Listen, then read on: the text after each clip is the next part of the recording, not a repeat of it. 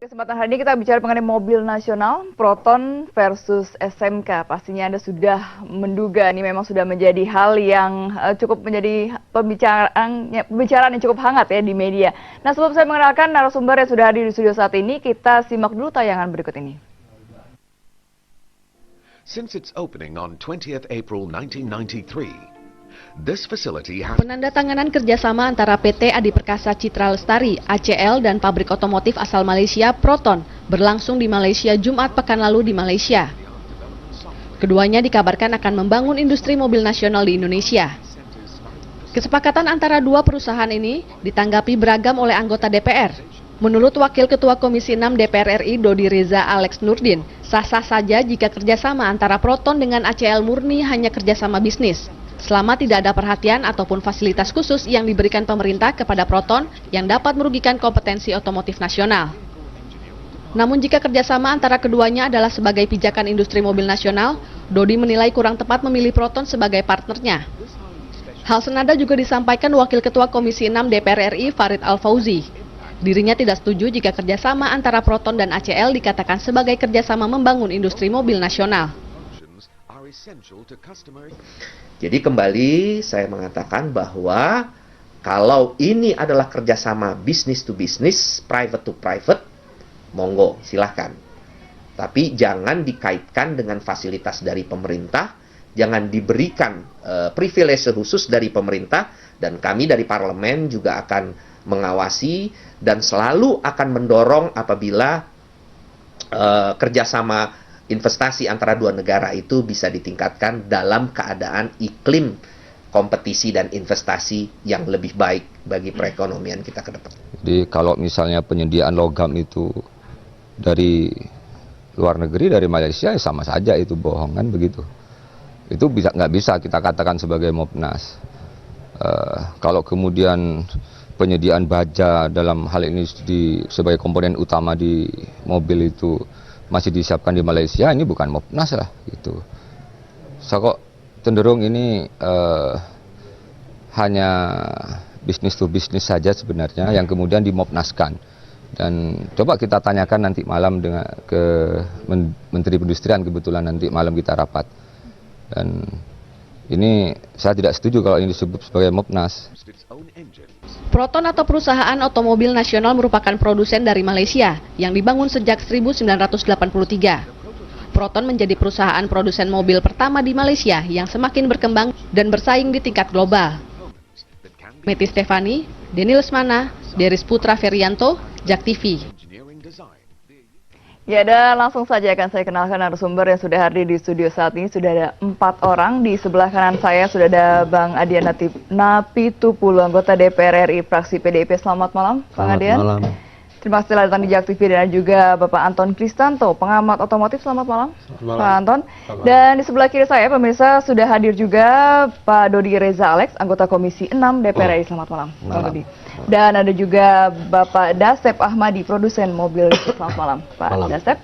Oke, ini kita bicara mengenai mobil nasional Proton versus SMK nih ya. Memang menjadi hal yang cukup ramai sekali di media saat ini, karena kalau dilihat waktu itu Jokowi waktu masih wali kota Solo begitu mengagung-agungkan SMK, menjanjikan SMK akan menjadi mobil nasional. Tapi kemudian ini penandatanganan MOU Proton ini disaksikan oleh Presiden Jokowi dan juga PM Malaysia. Nah, bicara mengenai ini sebenarnya kerjasama B2B atau G2G? Mungkin dari Mas Dodi dulu. Ya, justru itu Mbak Lulu pertanyaan yang sangat menarik ya. Ini harus jelas dulu apakah ini adalah perjanjian business to business, private to private, atau perjanjian antara pemerintah.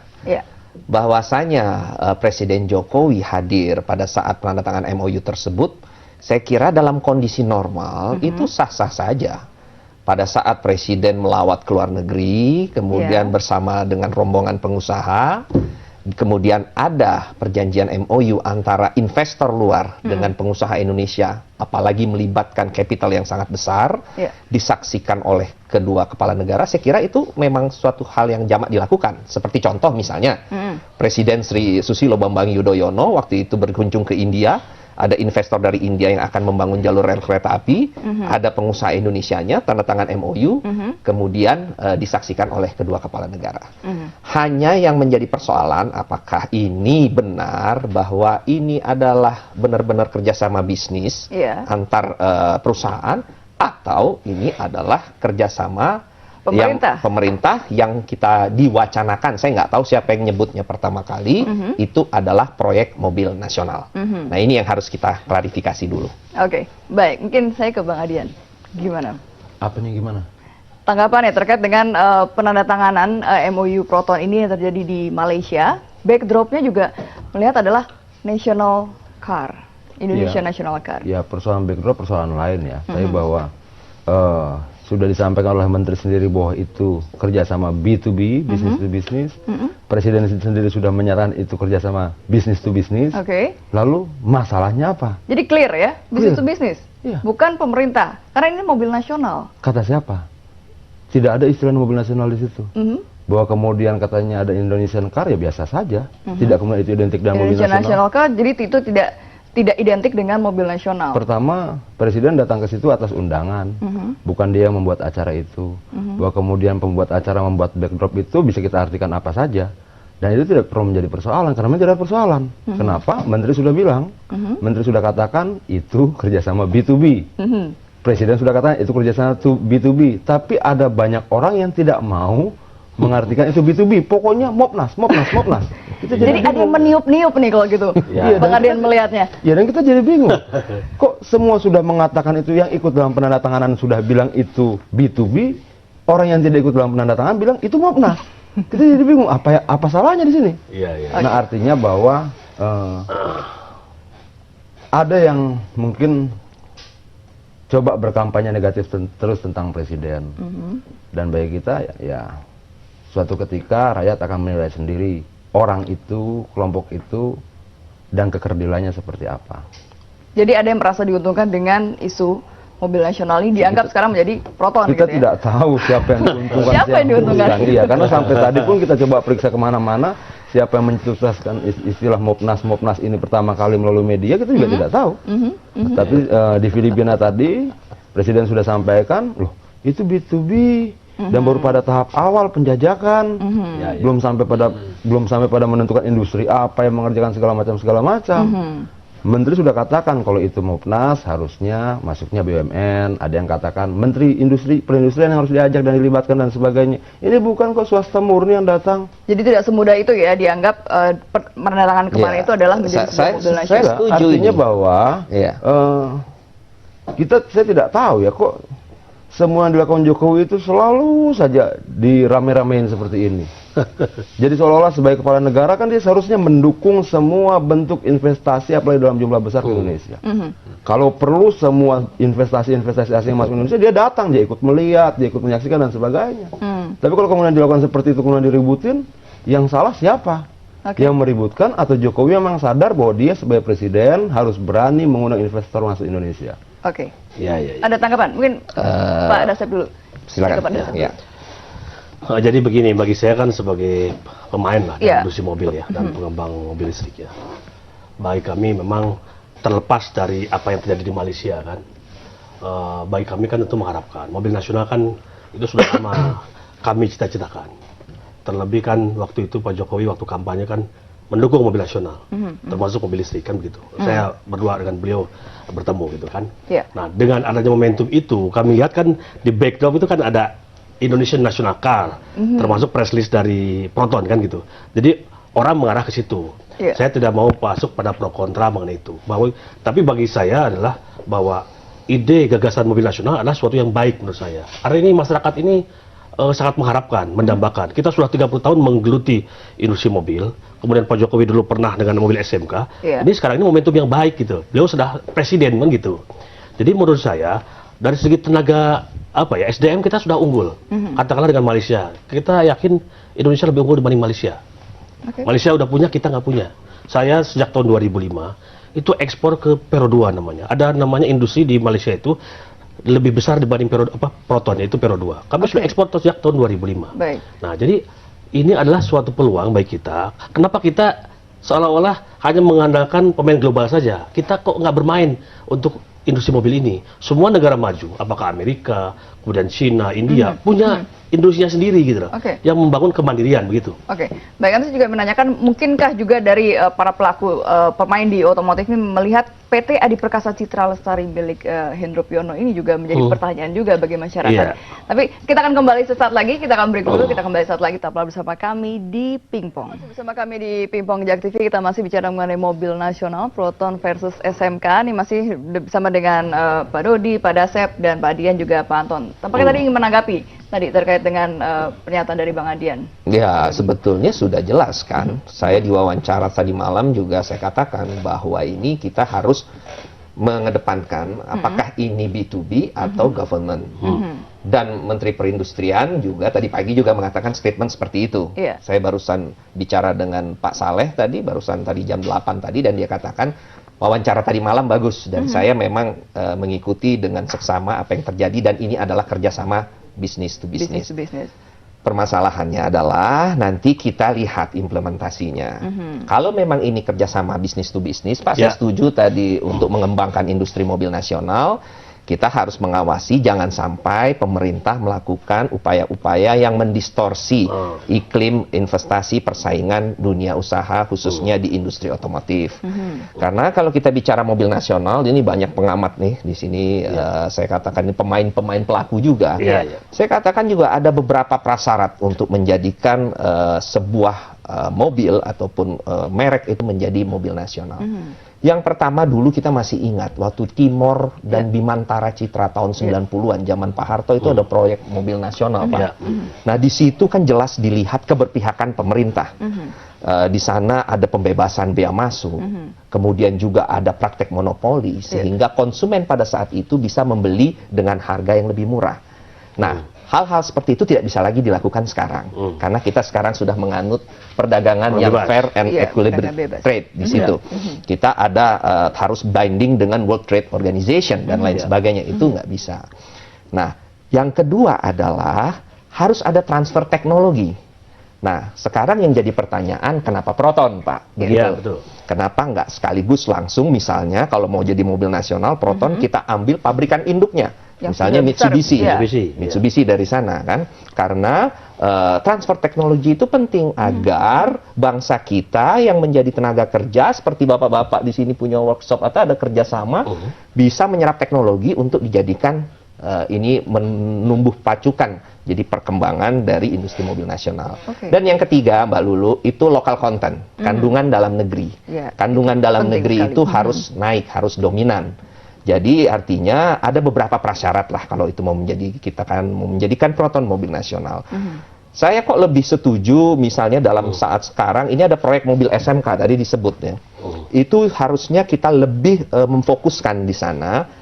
Bagaimana sekarang progresnya? Kandungan dalam negerinya sudah berapa persen? Kalau dulu misalnya 20%, mungkin sekarang sudah jadi 40-50. Kemudian kerjasama teknologinya dengan luar harus ditingkatkan dan lain sebagainya.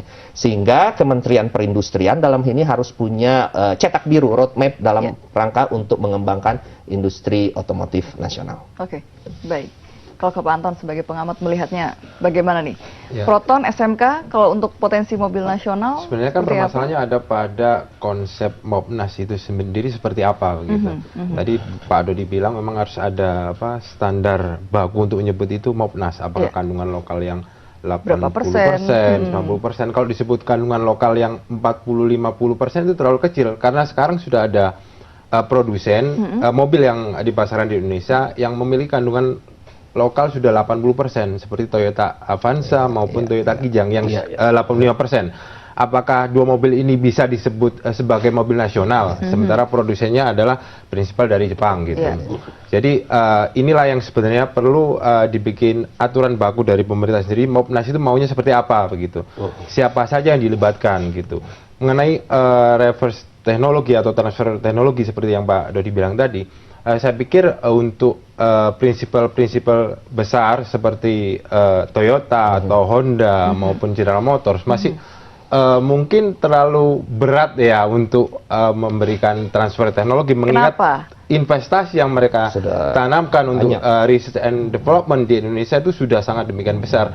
Contohnya Toyota sejak 2012 sampai 2020 mereka sudah komit untuk invest 26 triliun, baik itu untuk pengembangan research and development maupun untuk pengembangan fasilitas produksi di Indonesia gitu.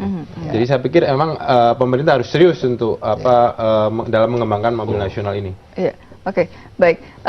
Saya ke Pak Dasep lagi nih. Pak Dasep sebagai pemain di otomotif juga melihat bagaimana sebenarnya tadi ada keberadaan PT Adi Perkasa Citra Lestari ini. Ini cukup dikenalkah di industri otomotif begitu? Ya, saya sebenarnya juga barulah mendengar ya. Tapi bagi kami tidak mau mengkritisi itulah. Itu kan kami pemain ya. Bagi kami lebih baik misalkan berbicara tadi bahwa ini adalah B2B. Nah ini apakah bisa ditingkatkan menjadi G2G atau apapun gitu ya. Yang memang itu mobil nasional kan gitu. Kalau menurut saya mobil nasional juga jangan dijadikan tabu ataupun kita malu-malu lah. Kalau selama itu dipandang tidak membuat diskriminasi bagi semua pihak, tidak hanya Proton misalkan, kita bisa menawarkan ke Nissan, ke Toyota, dan kalau bisa dipersaingkan. Jadi kita punya bargaining untuk kita mau apa gitu loh. Tadi persyaratan mobil nasional seperti apa, lalu persyaratannya apa yang membuat dapat insentif gitu. Jangan lupa di Amerika pun ada keberpihakan negaranya terhadap produsennya. Berbeda, misalkan bagaimana negara Amerika terhadap Toyota sama General Motor itu berbeda. Ketika General Motor, Ford dan Chrysler waktu krisis misalkan bagaimana hutangnya sangat besar, mereka budget negaranya di situ menalangi dulu kan begitu. Itu tidak akan terjadi ke Toyota gitu kan misalkan seperti itu. Jadi artinya ada keberpihakannya ada gitu. Dan menurut saya itu tidak melanggar WTO. Yang dulu kita melanggar WTO bukan konsep mobil nasionalnya kalau menurut saya, adalah bagaimana kita dulu membedakan orang impor pajaknya karena ini mobil nasional sama bukan, itu yang membedakan. Oke, Ya, baik. Nah, belajar dari pengalaman-pengalaman sebelumnya seperti misalnya tadi Mopnas ada Timor, kemudian kita juga sebenarnya sedang menggalang SMK yang masih terus diproses sampai saat ini. Nah ini memang sebenarnya kita mampu, Indonesia ini mampu untuk membuat sebuah mobil nasional atau kalau saya yakin sebagai mampu. pemain otomotif mampu? Kalau saya yakin mampu. Kalau boleh terbuka ya di Indonesia ini, katakanlah yang saya tahu di industri yang ada, baik berbagai macam merek, itu di pabriknya itu yang bertanggung jawab terhadap mutu, engineering, produksi itu orang Indonesia. Saya dulu waktu pernah di Astra lama ya, jadi orang Jepang itu administrasi aja. Jadi kalau jangankan bikin body, bikin engine, ketika crankshaftnya nggak bagus, ketika cylinder block nggak bagus, itu kita yang menanganin. Orang Jepang hanya telepon saya, kan begitu ya. Nah ini potensinya sangat besar sebenarnya Indonesia ini. Saya bilang tadi kita ini di atas Malaysia kalau berbicara teknologi. Tapi kalau berbicara mengenai bargaining, negosiasi dengan prinsipal, nah kita menurut saya kurang kuat di situ. Nah kita jadi harus merumuskan kita apa mau, bagaimana peraturan WTO, bagaimana kita ke depan, karena begini, mobil ini bukan berbicara hanya mobil. Mobil itu ada di situ teknologi engine, ya kan misalkan, AC dan lain-lain. Kalau berbicara engine, Indonesia ini lemah dalam teknologi engine. Primoper itu lemah. Karena begitu lemahnya sehingga kita tergantung pada luar. Engine ini dipakai di berbagai macam jenis industri. Industri mesin pertanian ada engine. Alat berat ada engine-nya. Power plant ada engine-nya gitu. Kapal laut ada engine-nya. Semua kita impor. Makanya industri kita ini lokal kontennya sangat rendah karena engine yang utama itu impor gitu loh. Nah kalau mobil ini adalah suatu yang sangat bagus untuk dipakai oleh kita untuk bagaimana ini menjadi pemicu multiple effect ke yang lain gitu loh. Bayangkan kita banyak perguruan tinggi di Indonesia yang teknologi, banyak teknik mesin, teknik otomotif, banyak dari tahun 60 sampai sekarang. Motor itu katakanlah sekarang kebutuhannya 8 juta unit per tahun, mobil 1.200.000 unit per tahun. Tidak ada pemain nasional, pengusaha lokal, pengusaha nasional yang membuat kendaraan. Kan itu suatu hal yang aneh gitu loh. Nah menurut saya itu tantangan bagi pemerintah Pak Jokowi saat ini gitu kan. Gitu. Jadi mungkin bekerja sama dengan pihak asing, pihak luar. Bisa bekerja sama, bisa juga sendiri. Itu mungkin saja kan begitu. Tinggal dirumuskan aja. Bagaimana supaya kita menjadi sesuatu yang lebih baik lah. Ya, baik. Kan gitu. Saya minta tanggapannya Bang Adi, tapi kita harus break dulu. Kita kembali sesaat lagi. Anda kembali lagi bersama kami, kita masih berbincang terkait dengan mobil nasional Proton versus SMK. Silahkan dari Bang Adi yang menanggapi dari Pak Anda. Saya tidak ada yang perlu ditanggapi ya. Orang pemikirannya serupa bahwa ini B2B, bahwa ini bukan persoalan yang memang secara prinsip dia melanggar sesuatu, bahwa presiden menghadiri sebuah proses untuk memanggil investor ke Indonesia itu juga bukan sesuatu yang salah. Jadi tidak ada yang perlu ditanggapi tentang mobil nasional ini bagi saya. Kenapa tidak ada hal-hal ketatanegaraan secara prinsipil yang dilanggar? Itu pertama. Nah terus kedua tentang SMK, sampai hari ini yang saya dengar sudah 200 mobil diproduksi dan sudah dipakai di beberapa jalan. Walaupun kemudian agak terhambat-hambat karena negara sendiri tidak memberikan izin tentang nomor mobil dan sebagainya. Itu sejak tahun 2013 kalau tidak salah. Tapi kenapa ini menjadi menarik kan begini. Dulu ada 2 orang tukang bakso yang tidak pernah lulus sekolah. Dia kontrak rumah dekat Halim Perdana Kusuma. Lalu kemudian dia tiap hari lihat pesawat terbang dan dia pengen sekali ikut terbang. Dia tidak punya uang. Dia kumpul-kumpul uang berdua lalu mereka buat sebuah pesawat ultralight dari mesin motor. Ya. Zaman Orde Baru itu. Dan terbang 10 meter. Dan besok mereka ditangkap. Kita masih ingat ketika kemudian becak-becak dibuat untuk jadi apa? Rumpon. Lalu kemudian teman-teman mahasiswa dari ITB membuat Angling Dharma, angkutan lingkungan dari masyarakat. Pemerintah tangkap semua yang mereka produksi dengan satu alasan. Tidak ada nomor motor, tidak ada nomor mesin dan sebagainya. Itu zaman dulu. Lalu kemudian Jokowi datang dengan suatu nuansa baru. Sesuatu yang baru SMK dia bawa. Dia kampanyekan terbuka pada publik. Waktu kalau saya tidak salah, sekarang ini kan sedang demam batu bacan. Nah, asal muasalnya katanya demam batu bacan itu dimulai ketika SBY menghadiahkan ke seorang kepala negara cincin dengan batu bacan. Akhirnya booming. Nah begitu juga SMK. Persoalan kemudian dia diangkat menjadi mobil nasional di waktu kemudian atau tidak dan sebagainya. Tapi ketika Jokowi datang, dia angkat SMK ini, itu menjadi kampanye, sampai hari ini sudah 200 mobil dibuat. Dan sudah 16.000 komponen dari SMK itu yang sudah diproduksi oleh lokal. Artinya ini sebuah langkah maju. Tapi tiba-tiba kemudian rakyat bilang harus jadi Mopnas. Loh, kalau misalnya SMK-nya tidak mau jadi Mopnas, kenapa? Artinya kalau misalnya dia siap untuk bertarung dan dirinya sendiri, apa itu masalah? Juga tidak sebenarnya. Iya betul-betul. Tidak kemudian ketika ada potensi itu lalu kita bilang ini harus dikelola BUMN dan sebagainya. Jangan-jangan BUMN kan itu justru membunuh kreativitas mereka nanti. Nah ini juga harus kita tidak bisa dipaksakan ya kan gitu. Itu harus kita diskusikan juga dengan pihak SMK-nya dan sebagainya. Nah sampai saat ini kita coba konfirmasi tadi, bilang tidak ada masalah dengan kita. Produksi kita tetap jalan, kita melakukan inovasi-inovasi di berbagai bidang terkait mesin dan sebagainya. Kita sudah produksi sampai 200, sudah dicoba di jalan-jalan dan sebagainya. Lalu apa masalahnya? Tidak ada pertentangan antara apa yang ditandatangani oleh Hendro Priyono kemarin dengan Proton, dengan SMK, nggak ada masalah. Kira-kira pertimbangannya kenapa Proton? Apa?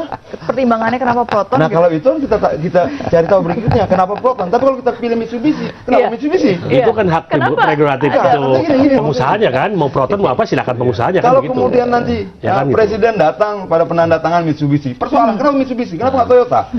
Toyota kenapa tidak Geely? Kita Geely kenapa? Nggak bisa. Artinya bahwa jangan kemudian presiden dibuat sedemikian rupa seolah-olah dia tidak punya hak apapun di Republik ini. Sementara presiden dijamini secara konstitusi, jangankan menentukan persoalan mobil. Kapolri pun hak prerogatif dia. Sudah sampai sebesar itulah hak presiden. Nah, saat ini seolah-olah hak prerogatif itu ingin dikurangi pelan-pelan. Kalau begitu kita rubah dari sistem presidensial menjadi sistem parlementer. Kan begitu. Kalau kita konsisten dengan sistem presidensial, dia punya hak prerogatif tertentu, biarkan saja, jangan diganggu-ganggu. Termasuk masalah mobil nasional. Kalau kemudian hari ada kesalahan itu yang kemudian kita persoalkan. Oke, bagaimana? Mungkin Pak Dasep yang menanggapi terkait dengan mobil nasional ini. Ya, kalau saya positifnya begini ya. Kan pro kontra ini kan itu bagaimana masyarakat itu mengapresiasi Pak Jokowi dengan mobil nasionalnya itu. Jadi tidak melihat sisi negatif, positifnya itu menurut saya. Dan harapan itu begitu besar.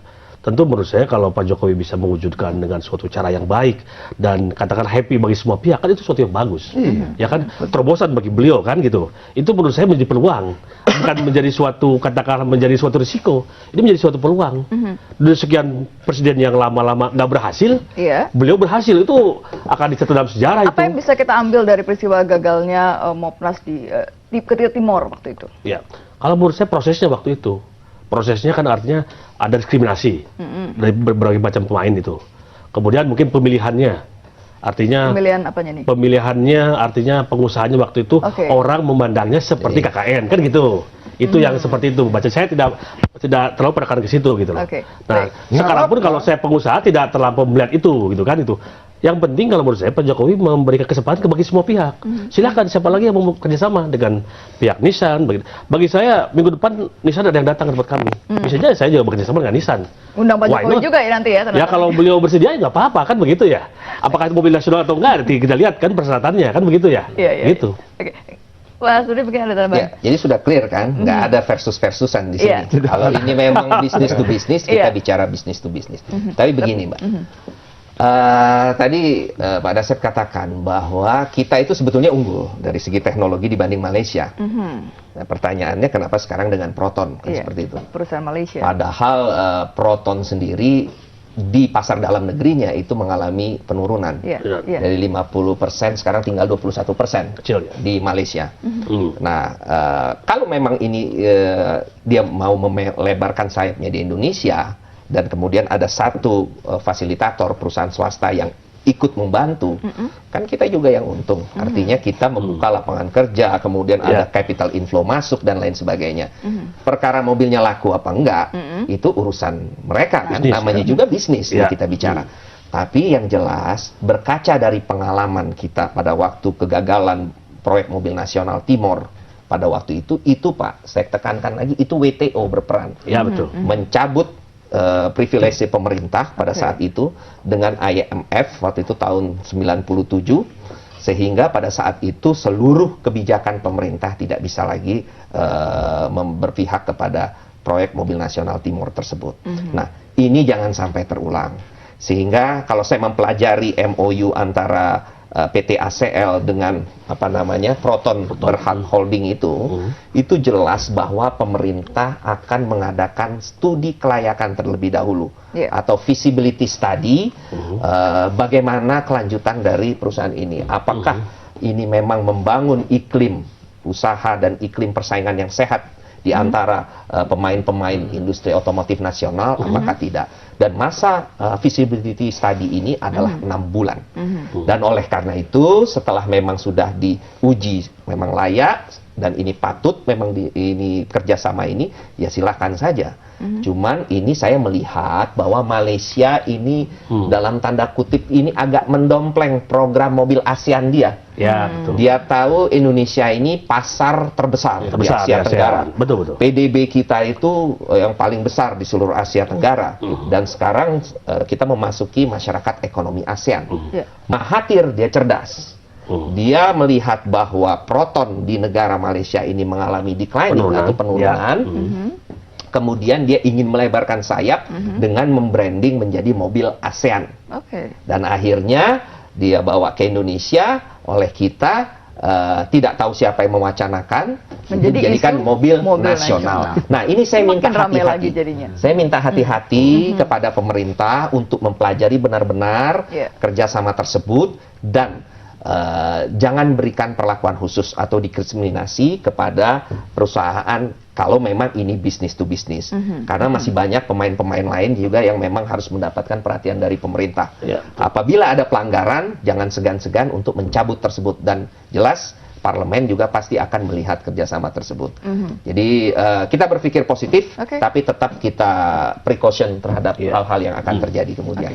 Baik, kita akan lanjutkan kembali dialognya saat lagi, tetaplah bersama kami di Pingpong Jak TV. Langsung saja kita lanjutkan kembali dialog terkait dengan mobil nasional. Ini masih tentang Proton versus SMK. Kalau kita belajar tadi terkait dengan kegagalan ketika di Timor begitu ya, kan sangat kental sekali unsur KKN-nya. Nah, yang sekarang ini kan Proton juga tanda tangannya dengan perusahaan milik Hendro Priyono. Mungkin banyak masyarakat juga menilai jangan-jangan memang ada sesuatunya. Mungkin karena itu isu mobil nasional begitu kemudian ramai sekali di masyarakat. Mungkin Bang Adrian atau Pak Anton kalau saya melihat kan Proton, Timor ini kan dulu awalnya muncul dari Inpres nomor 2 tahun 96 waktu Presiden Soeharto yang menginginkan agar Indonesia memiliki brand sendiri, memiliki mobil yang diproduksi oleh anak bangsa gitu. Tapi pada perjalanannya kan muncul lagi Kepres nomor 42 tahun 96 yang itu memberikan pembebasan bea masuk plus PPNBM kepada PT Timor untuk mobil-mobil yang diimpor secara utuh dari Korea.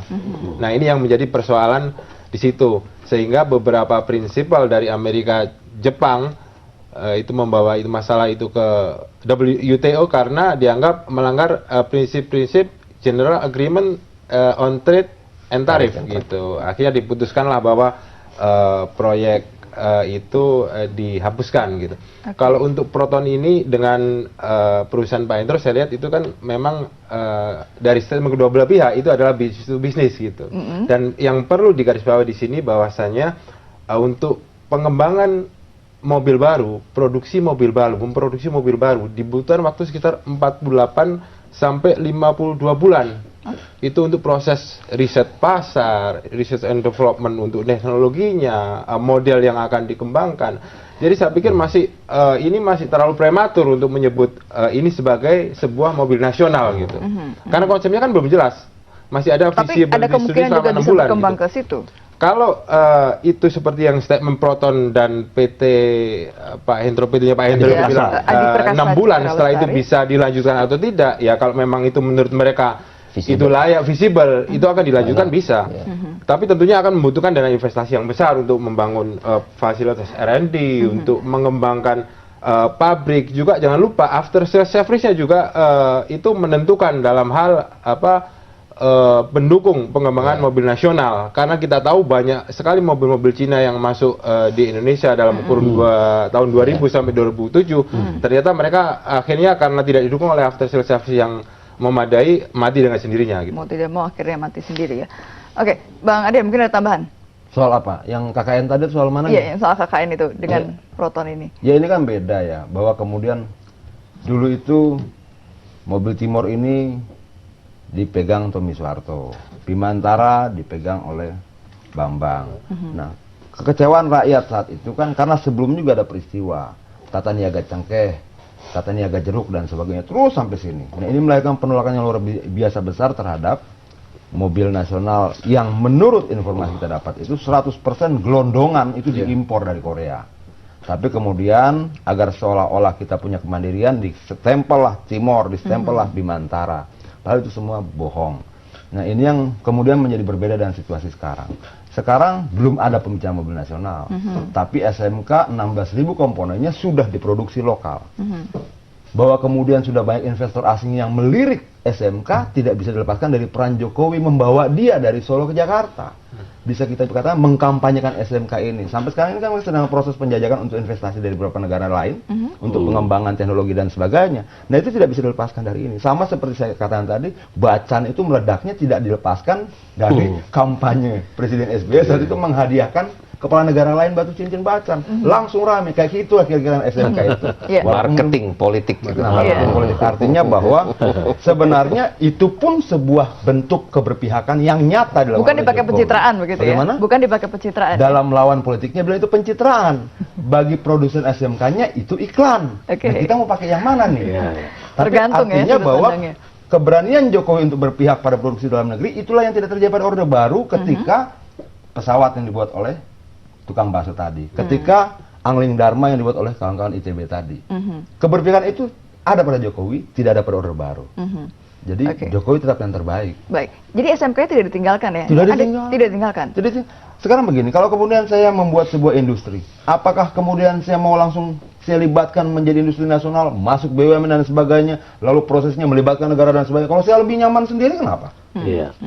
Kalau itu proses alami ya, tidak harus ada unsur ini. Memang harusnya negara mendorong lahirnya entrepreneur. Jangan yang sudah swasta kita tarik jadi BUMN. Harusnya BUMN itu pelan-pelan menjadi industri mandiri di kemudian hari. Iya betul. Kan seperti itu. Nah, saya jadi bingung kok kemudian SMK harus BUMN.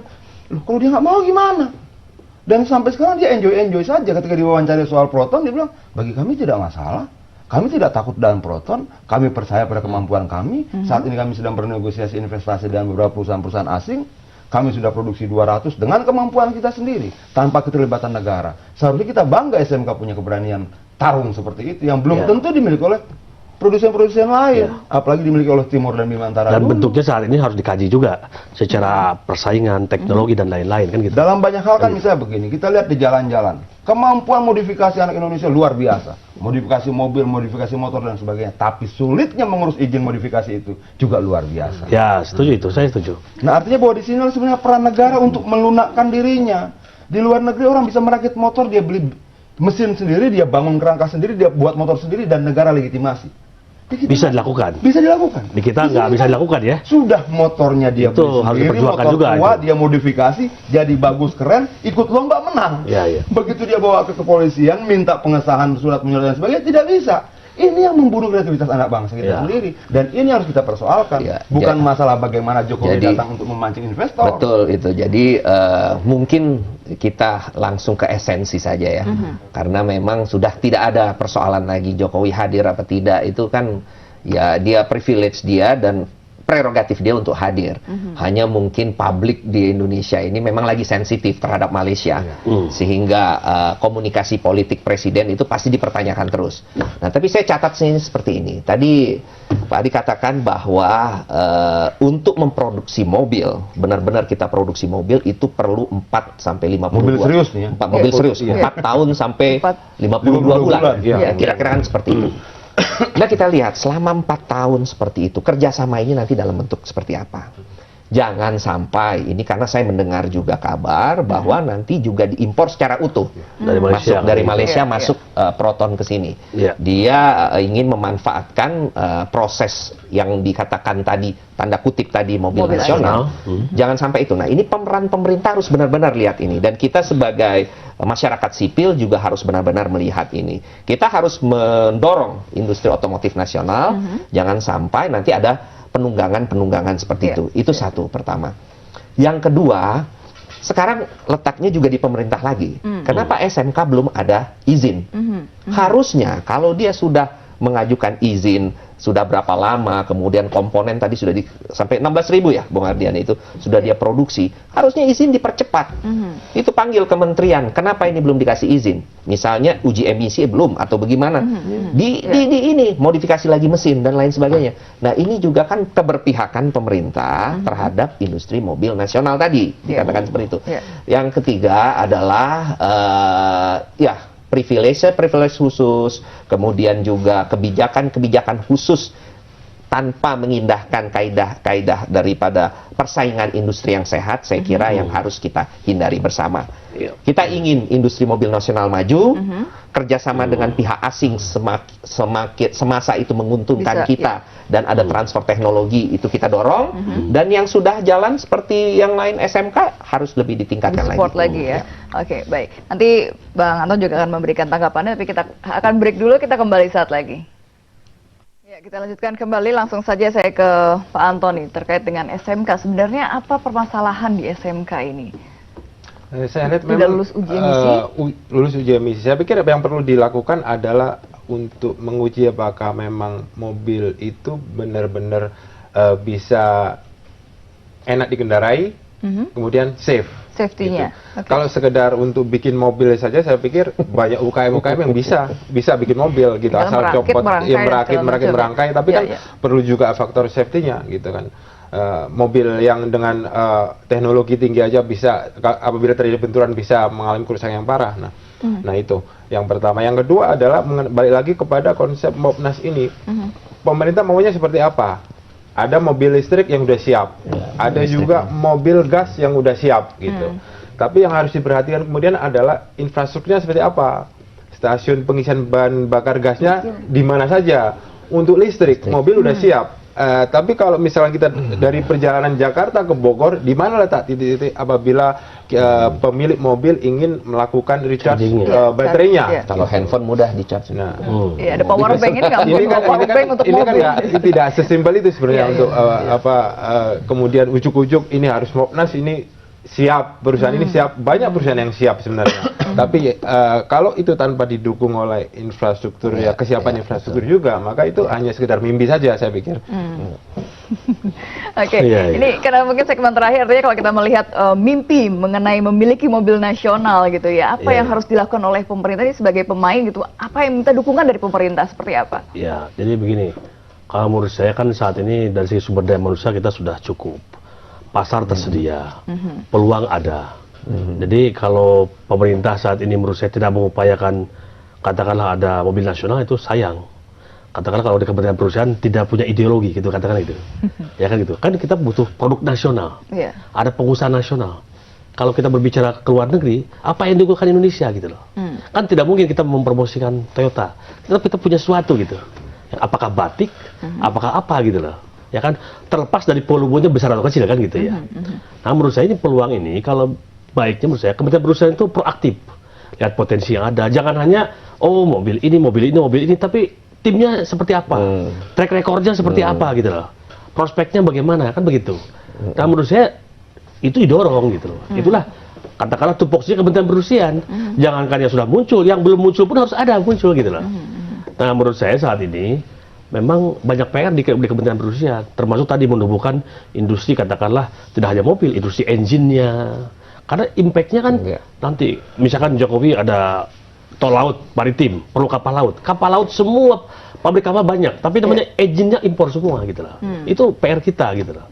Nah menurut saya ini suatu peluang yang bagus bagi kita sebagai bangsa Indonesia, karena Indonesia kan negara besar dengan penduduk 200 juta. Ini butuh industri, tidak bisa dagang saja. Nah lapangan kerja kan butuh. Nah, apa yang bisa dilakukan gitu? Baik, dari DPR nih, mungkin dari Bang Adian dulu, bagaimana untuk mensupport pemerintah saat ini nih, untuk mewujudkan mimpinya memiliki mobil nasional? Secara industri tadi sudah disampaikan bagus sekali saya pikir. Nah di sisi lain kan kitanya juga, politisinya dan pengamatnya. Jangan kemudian mempersoalkan hal-hal yang bukan persoalan dan tidak mempersoalkan hal-hal yang sesungguhnya persoalan. Contohnya misalnya gini, janganlah kita perdebatkan SMK itu pencitraan atau bukan. Mungkin bagi lawan politiknya itu pencitraan. Bagi Jokowi keberpihakan terhadap produk nasional. Bagi produsennya iklan gratis buat dia. Ya, menguntungkan bagi dia kan. Betul. Lalu why not?